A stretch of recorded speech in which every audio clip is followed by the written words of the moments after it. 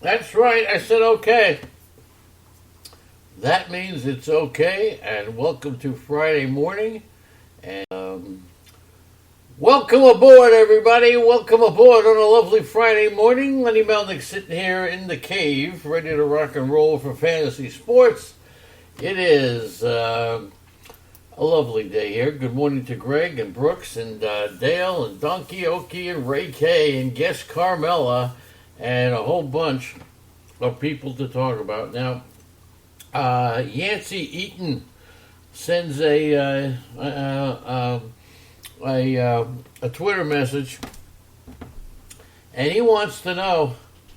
He wants to not just from me, but from everybody. Yancey suggests that we do have a guest every day. And wait a second, coming down the aisle, we have a wonderful person here. That's right. She's just smiley, highly. So Yancey wants to know where we get our information from, what the sites are, and the whole deal. And I'm going to answer that question before we kick it off. I get my information mainly from the newspapers. All right, that's right, newspapers. And Patrick Ryan says, I did a great job last year breaking down auction drafts and how to track your money properly, and we thank you. But what we're going to do, so I get my information from newspapers mainly. Then I get my information by speaking to certain sports writers, of course, with the TV show. I have a chance to, I have a chance to meet some of the beat writers, and I talk to them. The websites I go to, mainly Sandlot Shrink. That's the best website to go to, in my opinion, for depth charts. Go to Sandlot Shrink for depth charts. So the newspapers. I listen a lot to the radio. That's right. I'm sorry, what else? RotoWire. Yes, and let's give RotoWire a great plug. Okay? Those guys at RotoWire, I have been a fan of RotoWires since they were Roto News back when it all began. Good morning to Phil Chaplin. So that's just a little outline of where I get my information from. Good morning to Phil, good morning to George, and good morning to Ray K and Only Toledo, and away we go. All right, let's kick it off. Yesterday we talked a little bit about Nolan Arenado and the prospects of trading him. Now, the Red Sox are not really out there shopping Mookie Betts. But I was talking to someone the other day who came up with something that it's not hot, it's not ongoing, but some of the rumors that have been sifted around in the circle of people that really know, not guys like me. I just make up, I just interpret. I don't hear directly from the general managers. But moving Mookie Betts along with David Price. Now think about that for a second. It depends on what the Red Sox are trying to do. I mean, Tampa is improving, Toronto's improving, the Yankees are there. The Red Sox may take the position that with 2 years of Mookie Betts left, Mookie Betts, along with David Price, would definitely make sense, and they'd make trade suitors more willing to absorb perhaps even all of David Price's contract. Okay? Now, I don't say that they're willing to move Mookie Betts for the sake of a salary dump. Not at all. But let's take a team that has been rumored, has been rumored to be very interested in Mookie Betts. I'm talking about the Dodgers. And the Red Sox would want one of the Dodgers' top young pitchers, either Dustin May or Tony Gonsolin. Boston appears to also, although I've heard they're not really banging the door down on Gavin Lux. But it could be that Gavin Lux could be part of the deal too. It could be a Hummer or a Dinger, okay? So just, talking about that, Mookie Betts talk, it's very possible. And when we're talking about Mookie Betts for 2 years, I just got to tell you that This year, coming into this year, um, we know players that are going to be free agents next year and free agents after that. Now, who's going to be free agent in 2 years, like Mookie Betts? There are other players that, if you're in an NL only or an AL only, that very well could be free agents in 2020, 2021. And who are they? Well, you got guys like I'm just trying. I like JT Realmuto. He could be a free agent in 2020. JT Realmuto could be a free agent.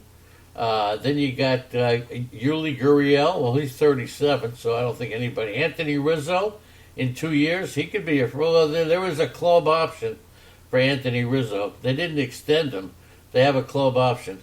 I'm talking about free agents for 2020, 2021, next year. D. Gordon, you got Jerickson Profort, Jonathan Scope could be a free agent. Nobody really jumps off the page. Jake Lamb could be a free agent. Outfielders, you got Jock Peterson, David Peralta, Jackie Bradley could be a free agent. We know Starlin Marte. George Springer could be a free agent. You got Mookie Betts. You got, I'm trying to think of somebody else. Starting pitchers, not a lot. Not a lot of starting pitchers. Chris Archer could be one of them. You got J.A. Happ could be one of them.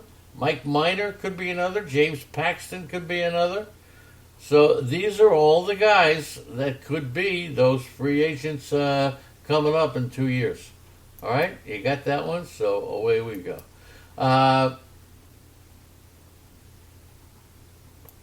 That's pretty cool. All right, now let's move on to the Washington team. Imagine Washington, if they don't sign Josh Donaldson, what are they going to do? They haven't inked a third baseman yet. There's no guarantee that they're going to get Donaldson. They are going hot and heavy after Donaldson, okay?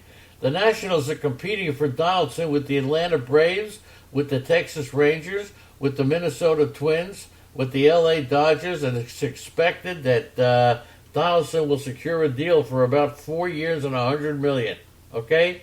Now, that price does fit the Nationals' price range, even if they want to stay below the competitive balance tax threshold at $208 million for 2020. Donaldson prefers to stay with the Braves. That we have seen, okay? But the Nationals have aggressively addressed their most glaring hole, the bullpen, and we'll talk about that in just a little bit as they continue to do it with Will Harris. Donaldson was one of the best third basemen in the league, okay? Maybe Rendon, but Rendon is gone. So they have interest in Donaldson. If the Nationals sign Donaldson, then the gamble that they made in signing starter Steven Strasburg rather than Rendon looks pretty good. Does anybody think that the Chris Gallo, Dale Lower is here? Good morning. DK Lush, good morning to you all. The Itch, the Chaplain, and great turnout once again in the chat room. Thanking you all. There he is, ladies and gentlemen. Amazing Met fan. All right. That's right, the amazing Met fan, Mr. Ed. Okay, and we'll talk about the Mets in just 1 minute. Okay, in just one. Yeah, I think Glasnow is going to be a great pitcher this year. So that's really what it looks like. I mean, it's really pretty amazing. I think they should have signed Rendon over Strasburg. Okay, but they maintain the big three rotation. Now they've got to, they have to get a third baseman, okay? Now they could get a better sense of this season's payroll and could accordingly communicate to Anthony Rizzo what his budget is, okay? So we'll see what happens. Now, at who pairs with Howie Kendrick at second base? Who's at first base? Ryan Zimmerman or Matt Adams? I'm telling you, there's a lot of stuff going on here. Who's the utility player off the bench? Will it be Brock Holt? Will it be Asherbal Cabrera again? Will it be Carter Kieboom? And the Nationals could try Kieboom at third base if they don't get Donaldson. So I'm telling you that keep an eye on Carter Kieboom. He profiles better as a second baseman. He's 22 years old. He had 4 errors in 10 games playing that position at AAA Fresno last year. They could try to get somebody else off of free agency. Rendon, Donaldson, maybe Jake Lamb, maybe Todd Frazier, but we know that Frazier is earmarked for Texas. Plan B is trying to get Chicago Cubs Chris Bryant, who's been a very popular name this offseason. And we're still waiting another couple of weeks to find out if Chris Bryant is a free agent 1 or 2 years. So Kyle Sagar is the under-the-radar target that I've heard that the Nationals are going after. So they are, so we'll see. So Sagar's value was lowered after missing a quarter of last season. He had a torn tendon in his left hand. The Nationals have some of the prospects to get things done. But Sagar is 32 years old and is due $37 million over the next 2 years. So they prefer to sign Donaldson, and let's see how it goes. Now we all talk about the White Sox, who signed Eloy Jimenez to a 6-year, $43 million pact last year before he played a Major League game, and now they've done it again with... now I'm going to ask you a question about Robert. Okay? Now, I used to call him Robert. A lot of people seem to call him Robert. And but his name is not. His name is Robert. But what's his first name? Is it Luis or is it Louis? See, everybody's talking about and getting confused about his last name. But I used to call him Luis Robert. Now I find that he's Louis Robert. Doesn't seem to be as good of a player as Louis Robert as he is as Luis Robert, right? Everybody feel that way? Okay. So anyway, he's ready now to start the season in center field for the Chicago White Sox, if that's what they want. They don't have to worry about playing time. The White Sox and the Padres will be they both have tremendous young talent blossoming. Okay? Be interesting to see what Grandal, Keuchel, Encarnacion, Gio Gonzalez, and keeping Abreu. Interesting to see if these veterans could actually move the White Sox to the top of the heap. Luis Robert. Now that sounds like a player I'm drafting, right? Would you go a couple extra dollars on Luis Robert? I mean, come on, man. I would. Luis Robert. How about Denise Timko? How about that? Anybody like Denise Timko? Dennis Timko. There you go. Andrea made a flawed assumption. Okay, let's see if what kind of Andrea makes a flawed assumption. Pittsburgh sucks for pitchers. Okay, Ray Searage is still with the Pirates, I think, right? Anyway, let's get moving. Louis Robert, 5th player to receive a contract extension with no days of Major League Baseball service. Who are the other players? Anybody remember the other players? You got Eloy, you got Scott Kingery, you got Robert, you got Jimenez, and who is the 5th player? 5 players have received contract extensions with 0 days of Major League Baseball service time. You got, all right, Jimenez, Kingery, Robert, Evan White. Remember Evan White? And who's the other guy? The other guy was John Singleton. So the White Sox build-up is well-timed. They're trying to capitalize on blossoming young talent at a time where the Cubs are not spending and may take a step backwards. And what do the Indians think about the White Sox build-up? All right? Is this going to cause the Indians to trade Francisco Lindor? Are the White Sox scaring the bejeebies out of the Cleveland Indians? The White Sox now have spent in excess of what? $240 million this year. as they make a bid for the American League Central. How about that? No one is outworking the White Sox. So, and how about this? Think about this. The White Sox, I think we all agree, are pretty successful this year, right? What would have happened if the White Sox signed Manny Machado last year? So sometimes, right? Sometimes it's the best moves are the moves that were never made, right? And how about that? They missed out on Machado after signing all of his friends and everybody. Remember that? They really wanted him. If they had him, they would not be in a position to do what they're doing now. So some pretty good stuff there by the White Sox. The Red Sox signed Kevin Plawecki. Wanted to keep you sane here. We're going to be talking about the Baltimore Orioles in a minute, and I'll tell you, I like what the Orioles are doing, and I will tell you about that in a second.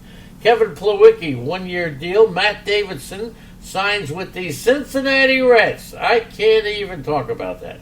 Now, Domingo Germán, suspension coming down to a real, we got Osuna suspension, Herrera, on Philadelphia. Osuna was traded before his suspension concluded. Herrera seems to be persona non grata in Philadelphia. That's Odubel. So he'll miss a bit more than 2 months of the season. The Yankees can keep Happ and have him as the number 5 spot or starter, or trade and go with Jordan Montgomery, and hope that if Germán can come back to help over the final 3 months. He'll miss the first 63 games as part of his suspension for their domestic incident. So he already missed 18. That's how you get 81.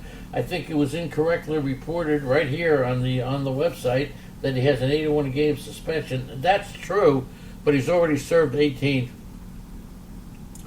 So the earliest Domingo Germán can return to pitch for the Yankees is June 5th against the Tampa Bay Rays.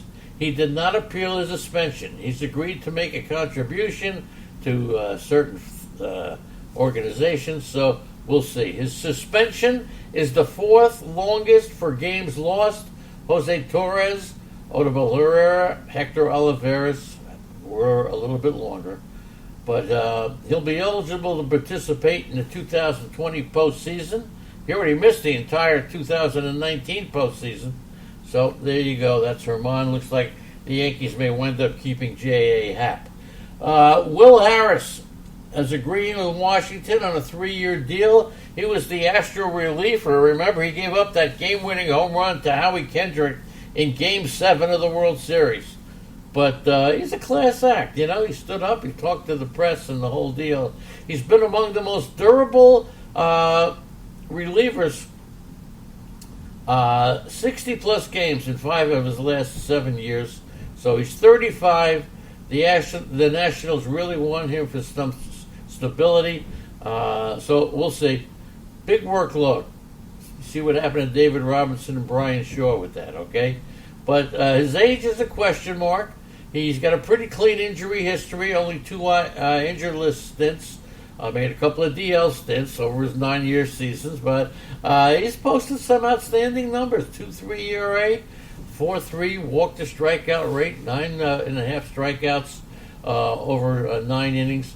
So he's got a great spin rate. Great spin rate. So he does have, he's a good pitcher. Forget about spin rate. He's a good pitcher. Now, Jason Castro signs with the Angels, and 1-year deal pending a physical. He rounds out the Angels lineup that added Anthony Rendon, and should be having Joey Adele early this season. Early. Castro agreed to a 1-year deal, about $7 million. He's 32, and he is one of the best pitch framers in baseball. But that helps the young pitchers. But what happens when they put in the computer, right? Will pitch framing be thrown out the door as something that's good? It'll be. Can you be a good pitch? Can you fool? You can fool the umpires, but can you fool the computer? That's the question, okay? He had 11 home runs in 6 seasons, 13 home runs, and 237 at bats last year for Minnesota. He's a 230 lifetime hitter. Nothing great here, okay? So there you go. So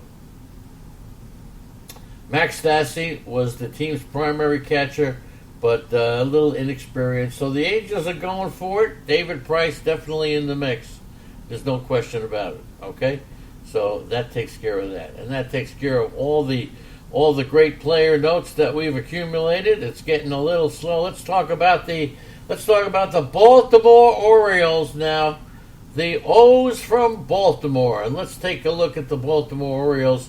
As far as betting is concerned, I mean, yeah, look, that's the name of the game, the Baltimore Orioles. Are we going to bet? They are. We all know they're long shots, and no matter what the odds are, you can't. Nobody. So Doolittle is still the closer. Harris will be more of a setup guy. That's all. No saves. Don't go crazy. Tito Luna is here. Speaking of going crazy, White Sox Al has joined us. So no. All right. Any other questions about anything else? Okay. Any other questions about George misses the St. Louis Browns? All right. Chirinos is going to sign. He absolutely will. Thinking that the Angels would get him. No, Chirinos is out there. There's no question about Chirinos being out there. As a matter of fact,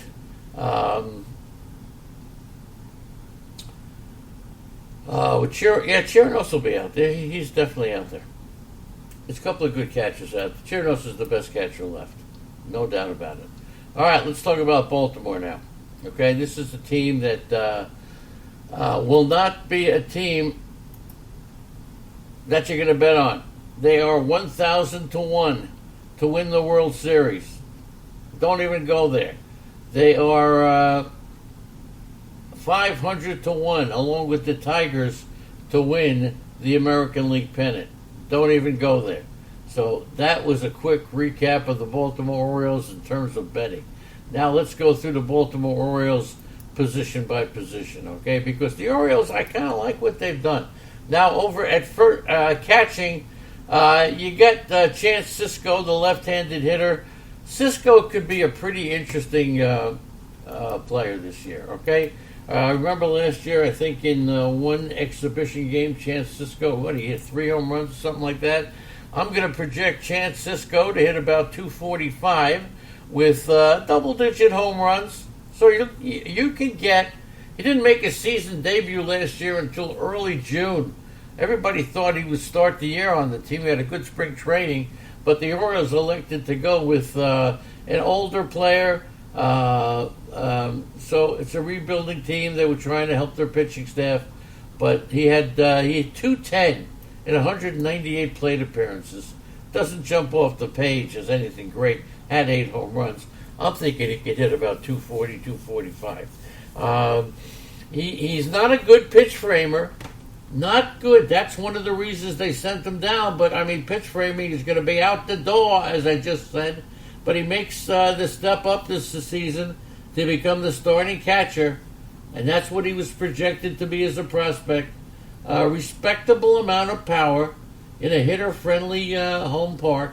31% strikeout rate, okay? So he'll never have a great batting average. And that's Chance Sisco for you, okay? He's the catcher for the Orioles. Worth a flyer because of that ballpark. Pedro Severino, Austin Wynns will back him up. Now, at first base, what can you say about Chris Davis? They will try every way possible to unload Chris Davis. That salary is absolutely weighing him down. But Chris Davis, I got to tell you, he'll hit about, I'm going to put him down to 200 with about 15 home runs. But it's mind-blowing that Baltimore has to pay Chris Davis $23 million in each of the next 3 years. Okay? He lost his everyday job last year with another crazy batting average and a crazy strikeout rate.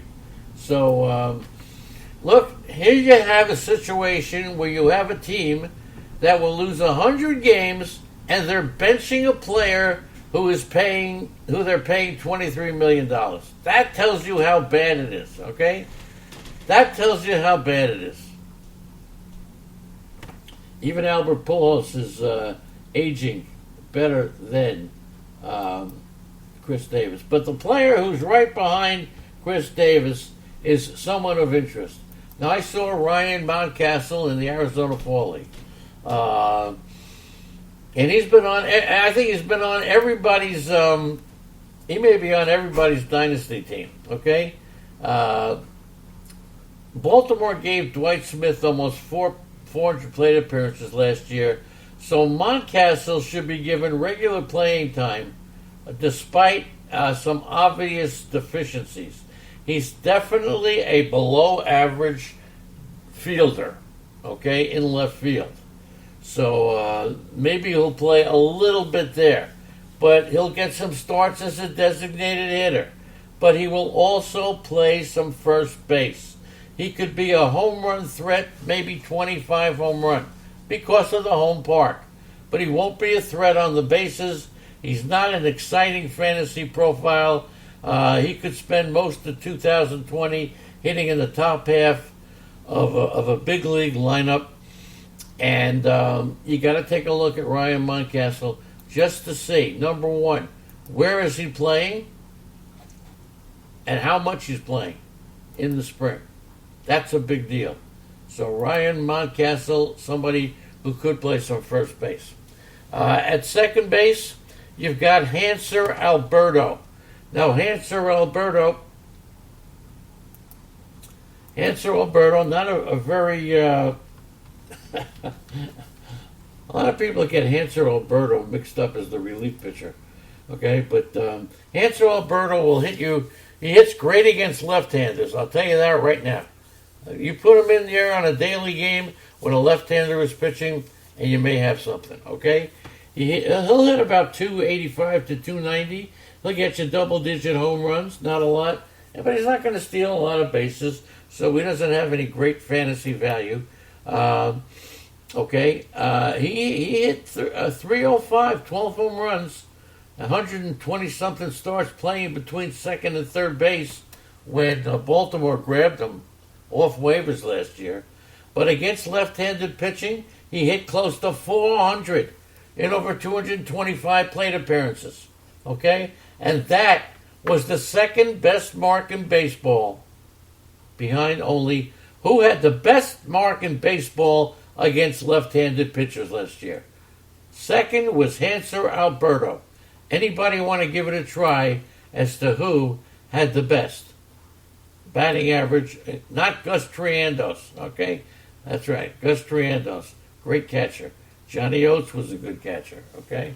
But who? Let me think of another Baltimore catcher. Oh, Gus Triandos jumps off the page. That's about the only one I can think of. Phil Chaplin is here. What a great job by Phil yesterday. If you get a chance, please listen to Phil's show. He did a remarkable job. Remarkable job by Phil. 1 hour. If you notice, I don't do an hour, okay? Phil Chaplin does an hour, and I'm sure he could have done 2, okay? And good 2 hours.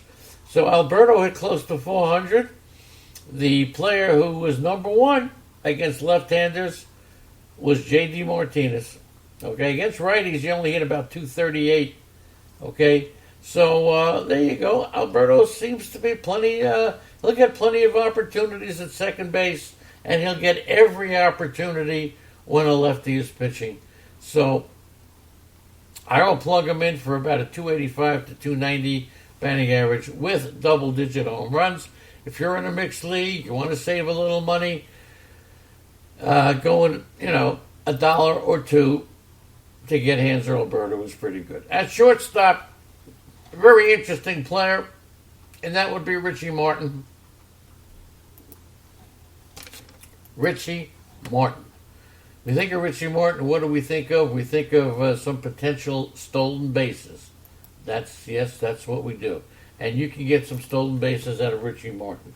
I like Martin on a on a team like the Orioles because they're going to take some chances. They're going to try to, nickel and dime those runs.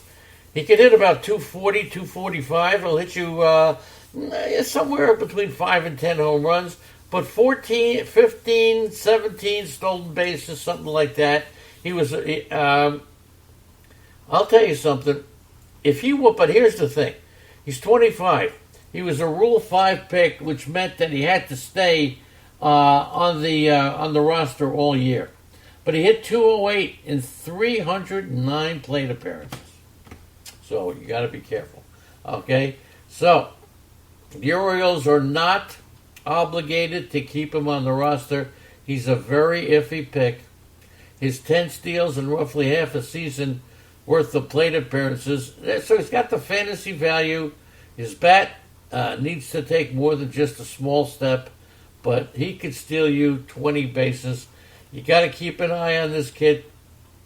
He probably needs to spend a fair amount of time to the year at AAA. Okay, and if that's the case, who could wind up being the shortstop? It might wind up being Pat Valakia. I don't even think I have to go over Pat Valakia, right? At third base, a very interesting player. He's a switch hitter. He is Rio Ruiz, and a lot of people jumped on Rio Ruiz last year. Rio Ruiz on the Baltimore Orioles could be an interesting player. 240, 250, double-digit, 10 to 15 home runs. He's not going to steal any bases. He's the type of player good enough to start for a team losing 100 games. He's a third baseman. He can play third or first, but he doesn't hit for enough power, really. So his expected stats were in the bottom, 15 percentile, and he shouldn't really see the light of day against lefty pitchers. He really can't hit lefty pitchers at all. He's a left-handed batter.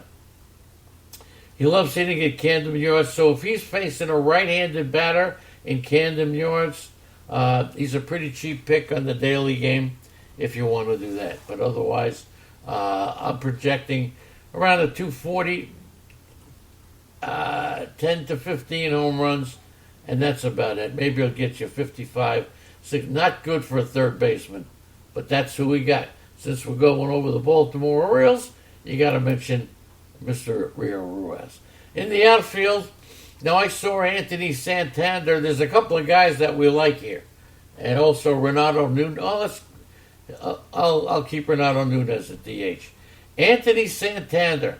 Now he's a switch hitter, and a lot of people like him. A lot of guys like Anthony Santander. I don't, and I saw him in Arizona, and I watched him. He was kind of touted.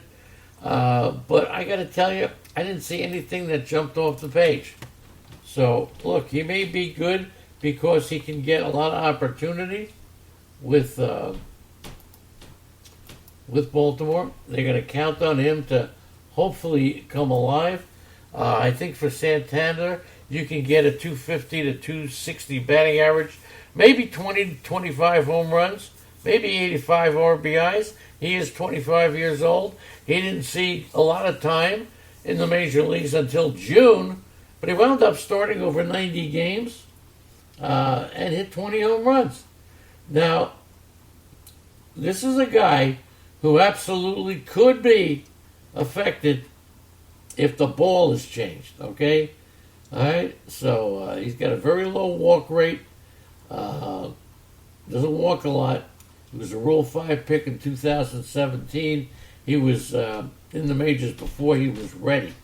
Raw power, that's what he's got. But he strikes out too much. And age 25, he's going to have a chance to get a starting role right out of spring training. Anthony Santander, 250, 255, 20 to 25 home runs. 75 to 85 RBIs. But if the ball is juiced, as we say in Brooklyn, forget about it, right? Now here's a player that I like. Austin Hayes. Austin Hayes. Frequently injured 2 years ago on Sirius Radio. Um, we talked about Austin Hayes, and we really loved him. I know that, I think, hey Andy, who's the commissioner? What's his name? Jim Bowden. Yeah, Jim Bowden really liked him. I predicted he would be Rookie of the Year. Now, that didn't exactly pan out. So, but this is another year, supposedly over his injuries. His fantasy value already has peaked in a monster 2017. And his fantasy value, that's when you should have traded him, right? 75 Major League Baseball plate appearances to close out the 2019 season. He hit 309, 4 home runs, 2 stolen bases. He is a potential power speed guy, okay? Yes, potential. He's got tremendous ability to get a lot of playing time because of the lack of talent that surrounds him. He'll get everyday playing time. He's 24, and I really think that he will be one of the top picks on the Orioles. No question about it. He's going to get you 20 home runs. He can get you maybe 15 stolen bases. I'll project him to hit around 250 with 20 home runs and 15 stolen bases. That's Austin Hayes. Moving right along, and then we'll get to the pitchers and the prospects in just a minute. But there's one other player I want to talk about: Trey Mancini and Renato Nunez. Mancini, of course, being talked about in some of the same circles as some of the more established players. And Mancini is a nice pick. I know Andrea likes Mancini. Okay, Trey, he can play some first base as well. But even bad teams score runs. Okay, Mancini combined 203 runs and RBIs, and that's tied for 20th in Major League Baseball. So he had 97 RBIs. He had 106 runs. That was, combine them, 20th. We used to call them R&Rs. When I first started in fantasy baseball, it was 4x4, and one of the categories was R&Rs, runs scored and RBIs. He was 20th last year. Okay, 74th percentile in hard hit rate. Okay, he's got a relatively low launch angle.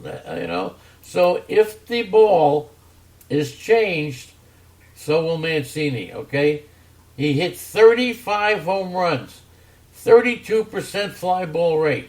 It wasn't just Camden Yards. Okay, he hit 17 home runs on the road. So, and his home runs went, okay, about 342 feet, okay, 11th longest among qualified hitters. He's played some first. Mancini's a pick. Here's the question to the chat room. Trey Mancini, 260 league. How much do you go for Trey Mancini? Okay? Trey Mancini, that's right. He was my guy 2 years ago. How much do you go for Mancini? 260 league, mixed league, $17, says Andrea. It's Andrea the Roto Lady. $17 for Trey Mancini. Going once. This is a bargain. All right? Go. Wait a second, George. You two-timing mother timer. Trey Mancini going once straight. Comes up with 19. So $24, and we're not doing an American League only. We're doing mixed league. Mixed league. $19. $20 for Dennis Temko. We got $20 on Trey Mancini, whose runs at RB 21, amazing Met fan. This is unbelievable. I still think he's undervalued. No question. 20th in R&Rs. Doug Boyle is here. How much we going for Doug Boyle? Okay? Going once, $21. Going twice, sold. Amazing Met fan gets Trey Mancini. Nice pick. Amazing Met fan. Nice pick. Nice pick. And all right, as soon as we get finished with the Baltimore offense, I'll tell you about the Mets, because the Mets are planning to package two players, and a deal involving these two players could happen. Okay, the Mets and two players. I just got to remember who the two players were. That's one of them is Dominic Smith. I'm telling you that right now. Yeah, Dominic Smith. So the Mets could wind up trading Dominic Smith, and I forget the other player who they were talking about. So, all right, just let me concentrate, all right? Let me concentrate. You know what I'm saying? Got to concentrate. Not that easy to concentrate in today's world. Okay, and of course, I'm still hearing a little bit more about Lindor. I don't know. I don't know if it's going to happen, but boy, oh boy, that's pretty interesting to see if it could happen. So we'll see. We'll see if that can happen. I'm trying to scroll down. I'm trying to figure out who that other Met player was in the package, but we will get that in a second. Oh, by the way, I'll talk to you in a second about the Mets. Dominic Smith and Jed Lowry. Dominic Lowry scheduled to make $10 million. Dominic Smith and Jed Lowry may be going for the New York Mets. Now, Renato Nunez is another player. Nunez. And I picked him up last year. I had a lot of success with Nunez last year. He's a 25 home run guy. Okay? He's Renato Nunez can play first base and third base, and I'm penciling him in he's 25 years old. He hit 250 last year. Renato Nunez hit 250. Okay? He had 31 home runs. So this guy is not a secret. I project Nunez to hit, last year he had 244. I'll say he hits 250, 25 home runs, 85 RBIs. He had a very strong finish. He was the primary DH in 2019. He appeared in a career-high 151 games. His average was 244, but look, he went backwards, he went forwards, a little inconsistent. He showcased impressive but streaky power. 31 home runs, second most on the team. He'll typically hit cleanup, okay? He'll hit cleanup. That's why he'll come up with close to 90 RBIs. He was third in runs. So Nunez could be a very interesting player who is not going to go drafted. I'm telling you, as a sleeper, Renato Nunez is a definite sleeper. Renato Nunez is a definite sleeper. Okay? Now we have people listening into the show who are not in the chat room. And I thank you all for joining us.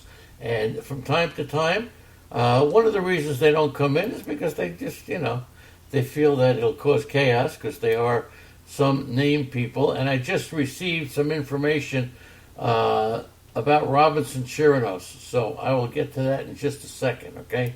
Robinson Chirinos, information. We asked about him before. He had a 3.8 WAR last year for the Astros. So he's going to be making a decision very soon. Colorado Rockies are on his radar.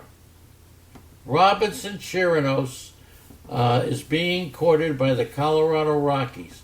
35 years old. He batted .238, 17 homers, spent 6 seasons with Texas. Now, that's not the only one the Rockies are going after. They're going after Jonathan Lucroy, who spent 2017 with Colorado. They're going after Matt Wieters, okay, who backed up Yadier Molina in St. Louis. And those are the three main guys. But if Robinson Chirinos, and if you're drafting now, take him, there's a chance that Chirinos could be on the Colorado Rockies. That could give you 20-plus home runs from your catcher, okay? 20 home runs from your catcher. Now, talk about the Baltimore Orioles. Want to talk about the Orioles? I'm sorry, but, trying to cover every team. But Baltimore. They signed their first-round pick, Cole Stewart. He was the Orioles' first Major League free agent signing of the offseason. So the Orioles 2019 nearly tied a franchise record for having 18 pitchers start a game. Right? But half of them aren't even with the team anymore. So that could be pretty good. So they got some. Here are the locks for the pitching staff. John Means. He spent spring training simply trying to make the roster. His biggest question mark this spring will be whether he's the opening day starter. He's a left-hander. He quickly pitched his way into the rotation last year, ended up as the Orioles all-star representative. He had a 2.5 ERA in the first half. Anybody in the chat room have any confidence on spending $1 or $2 on a Baltimore pitcher? Anybody going to go after John Means, thinking that he could be somewhat close to the real deal? So John Means had a great season last year. John Means as the Baltimore closer, starter. That could very well happen, okay? Very well happen. Now, Alex Cobb, he was lined up to start opening day in 2019 before many injuries derailed his season. He posted almost an 11 ERA across 3 starts. He eventually underwent season-ending hip surgery. He did have a 3.5 ERA in Tampa before his struggles with the Orioles. Alex Cobb, watch him in the spring. Asher Wojciechowski. There you go. He's the whole rotation with that name. Okay? His spot is less secure than Means and Cobb. He would likely have to pitch himself out of it, but still, he struck out almost a batter an inning. He had an ERA close to 5, a little under 5, after being traded to the Orioles in midseason. He had the best start of the year he struck out 10 Red Sox, pitched 1 hit ball for 7 1/3 innings. So keep in mind, Asher Wojciechowski. Now, David Hess. Every pitcher on the Orioles made at least 1 start last year. Hess is the only one who remains on the 40-man roster. So many guys, okay? He pitched 6 in a 3rd innings of no-hit ball against Toronto in his first start, but then posted close to an 8 ERA in his final 13. Gave him 28 home runs, most ever by a pitcher who threw 80 or fewer innings. Chandler Shepard bounced around from the Red Sox to the Cubs. Spent most of the year in AAA. He was the International League Player of the Month for August. So Chandler Shepard, he was outrighted off the 40-man roster the day after the season ended. Ty Blatch is there. I'm not going to go through any. But newcomers, Cole Stewart, he was the Minnesota Twins' 4th overall pick in 2013. The same spot the Orioles drafted Dylan Bundy and Kevin Gausman in. Brandon Bailey, the Orioles selected Bailey in the 2nd overall pick of the Rule 5 draft. He's got to stay on the team. He had this is an interesting name, Brandon Bailey. 2.5 ERA and 17 starts for AA Houston. Michael Rucker, also a Rule 5 pick. He only made 1 start for the Cubs in 2019. He made 26 starts as a starter the year before. But he averaged almost 2 innings per relief. He could prove to be more of a long reliever. Keegan Aiken spent 2019 in Norfolk. He's come up with a pretty good arsenal of pitches. He had a 4.7 ERA, 2nd most in walks, so he's got a way to go. Dean Kremer, unlikely that he'll break camp. He needs so much more work. Okay, but those are some of the names for the Orioles. Now, offensively, do the Orioles have any prospects offensively? They got a catcher, Adley Rutschman, and he's a perennial all-star, they're saying. Okay, the Orioles committed to a full-blown rebuild project, and Rutschman is the major #1 part of this full-blown rebuild project. Okay, we won't see him in Baltimore until 2021, but you got to take him in your dynasty leagues. Grayson Rodriguez is another pitcher who's 19, dominated the Sally League. He's got 4 pitchers. You want to watch him. Offensively, of course, I mentioned Moncastle. He's got a chance. He's got a good chance to hit 25 to 30 home runs. Okay, so you got a bad walk rate. We talked about Austin Hayes. Gave you everything you got about Austin Hayes. And basically, that's pretty much it for the Baltimore Orioles. They got a shortstop named Gunnar Henderson. He's got a great arm, and a very underrated hit tool. He's got a lot of upside here. Okay, he hit 259 across in the Gulf Coast League. Keep an eye on this kid, Gunnar Henderson. He's only 18. He's 6'3", about 200 pounds. Yusniel Diaz, he's the guy that we know. He was the centerpiece of the Machado deal, but he's been often injured, that's for sure. Injuries really hurt his power and kept Diaz from stealing bases. He could do a little bit of both. He did get caught stealing 3 times in 2019. He's got some real potential. He's an elite defensive player. That helps him as well. Yusniel Diaz, he hit 261 last year, 11 home runs, 0 for 3 stealing bases though. And there you go. Those are and Adam Hall I have to talk about because he's 20 and they need a shortstop. Okay, he's a real polarizing player. A lot of people think he could be pretty good. Some of the scouts think that he's kind of mediocre. A significant lack of power. A lot of swing and misses in his game, but there are some that like him a lot. And of course, Hunter Harvey, you all know about. He's 24. A lot of injuries have plagued him, but he's got a major league pedigree. And he could wind up being, etch this in your kitchen table, Hunter Harvey is being looked at as a closer. Fastball touches 100. If you're looking to draft that closer rather than spend money on him in the future, Hunter Harvey could be the closer. And Ryan McKenna, we saw a little bit. He's 22. He dominated the Carolina League. He hit. He stole 25 bases, and he could hit you 15 to 20 home runs. He's got plus speed, 41 extra base hits, 9 home runs. Telling you, keep an eye on Ryan McKenna. He's a potential 15 home run, 20 stolen base guy. There you go. And that kicks it in the wall. A lot of Orioles stuff, right? Love doing these previews for the Major League Baseball teams. Thanks, everybody. We will see you all Monday morning. Hit me up, 516-353-6375 if you would like to talk about your team, your keepers, putting it in the chat room. And there you go. All right, 516-353-6375. I'll take your calls after 10 o'clock.